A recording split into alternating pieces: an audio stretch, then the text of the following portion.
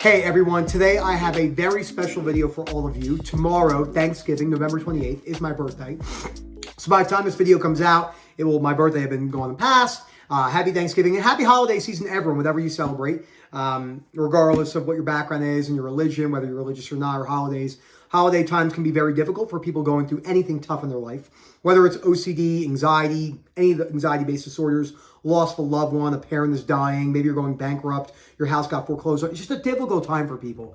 And we put so much pressure on ourselves to enjoy things. You hear a lot of really bad information on the internet about you must enjoy this. 10 ways to know if this is the right thing for you to do because you're not enjoying it. These expectations that don't really do you any good, OCD suffer or not. So today I want to talk about insights that I have coming up on my 35th birthday, kind of where I am today, and let's just jump right into it. Phil at OCDrecovery.com. Again, thank you for all the support over the years. Thank you to Phil for everything that you do. Thank you to all the other team members, including Momin, Gemma, Elliot, all the other people who made videos, Jade, just everyone, Sam, and thank you to Rob. Without Rob, I wouldn't be here. There was a very, very good chance it would end of my life. I had extremely low frustration tolerance, which is understandable. Really bad with 0 to 100. I was in a very low spot for a very long time. It's very hard to understand anxiety or OCD-based disorders without having it. It's virtually impossible. And we understand the well-intentioned people who are trying to help, but we are changing things in a level that's never been seen before. No one has ever done what we've done. No one. It's never been done before. It's like the invention of soap. It's just that. The amount of people that come in, no one really sees the size of the operations. You're talking thousands of one-to-ones a month between the one-to-one calls and the webinars, all the people that come in, the size of the webinars, the YouTube. YouTube's coming up on 25,000 subs. It only started November of 2019. And I would not be here today without all of your support, without all of your help. It is the most passionate. I am more passionate about this than anything else in my life. It doesn't even come close because of the personal connection I have to the journey myself and the community. So again, I want to talk about some things I've learned on my journey. So the first thing I want to talk about is the difference between tough love. This is something that came up in the group. Tough love and anger. So today we're living in a very wishy-washy feelings-based world. The world has always been based off feelings and instant gratification according to the time period that the person lived in. Although our ramifications of instant gratification are more because we have more of it. There were still tons of instant gratification when it was in Rome in the Colosseum, back to Mongolia. There's always been different ways of instant gratification, avoiding maybe doing your duties in a village or something, taking shortcuts, everything. So because tough love is lacking, it's more than likely the most important type of love, but it has to be used sparingly. If you use too much tough love, like on yourself or in other people, you'll lack empathy and compassion.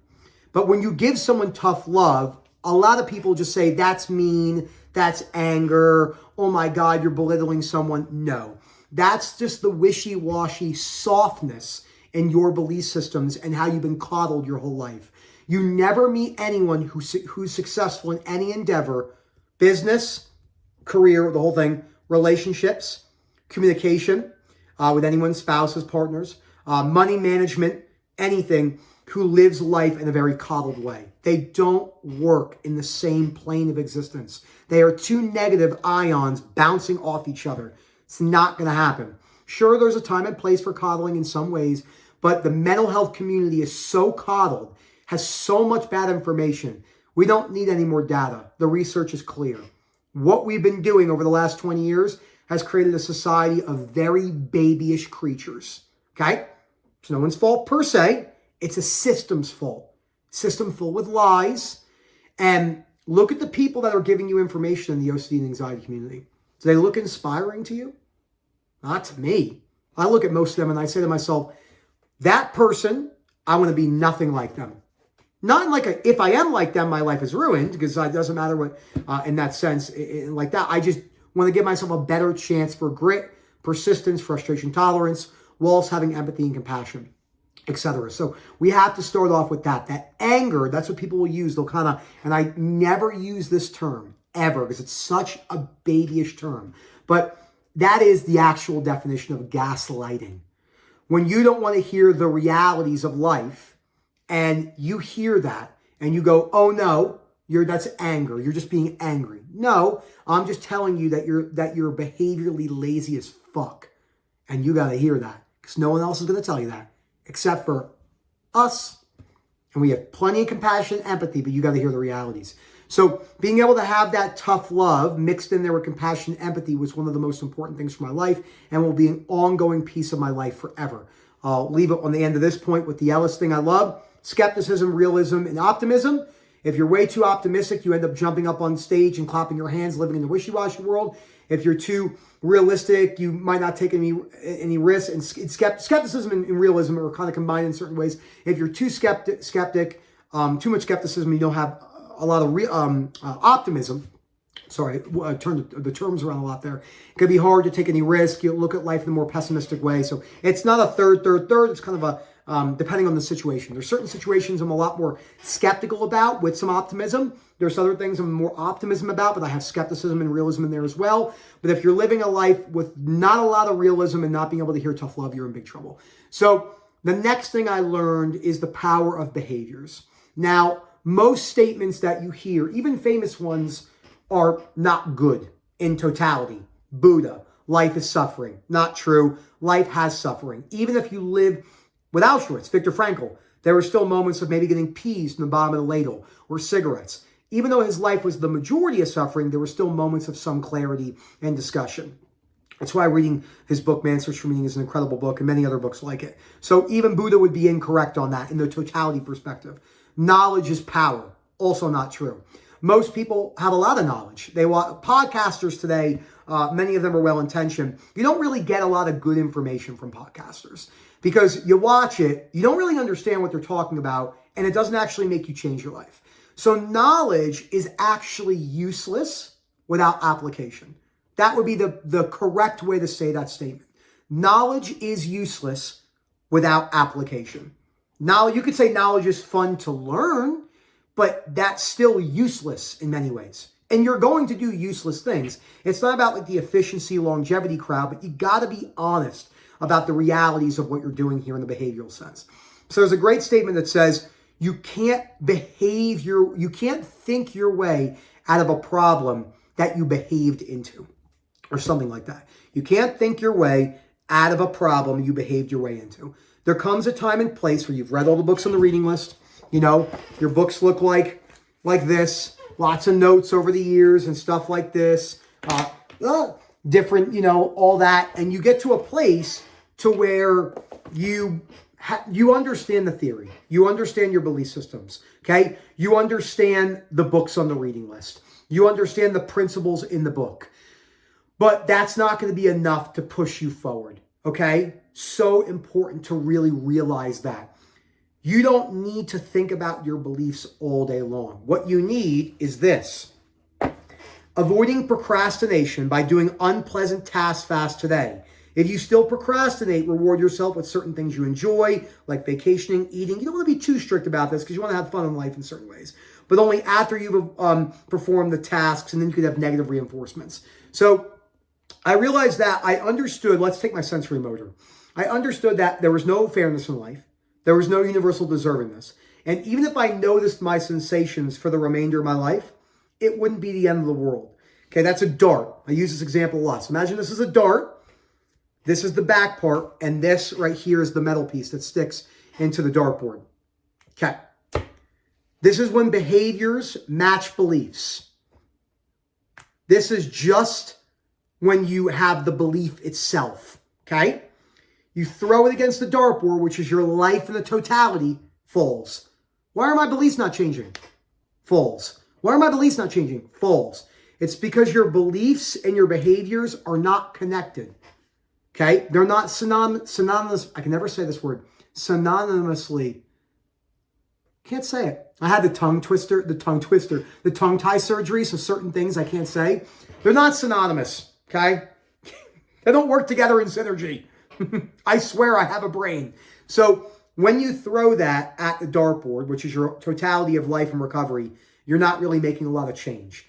Most humans over the age of 13 know that going to the gym and eating in a balanced way is probably good for your longevity and health. Yet, we have a massive obesity problem and most people don't go to the gym. They know that. You're not going to go up to a 45-year-old person who's very overweight and has very bad traits, lazy behavioral traits. Remember, you can't be a lazy person. And did you know that going to the gym is good for you? the chances are they're not going to look at you and go, cigarette. Really? They know. Theory is not enough. It's why I don't watch any podcasts. I have no time for podcasts for the most part. If I watch a podcast on something, which I don't, am I going to use that information? I'd rather just listen to music, right? It's going to do more for me in my life in a kind of calming sense. Not that I need to be calm, but like just the enjoyment of music in that way, over than listening to someone talk about like a black hole on a podcast for 3 hours. Most people are really bad at directing their life in ways that will give them better satisfaction in life. That's because we want to know knowledge and we don't want to apply it.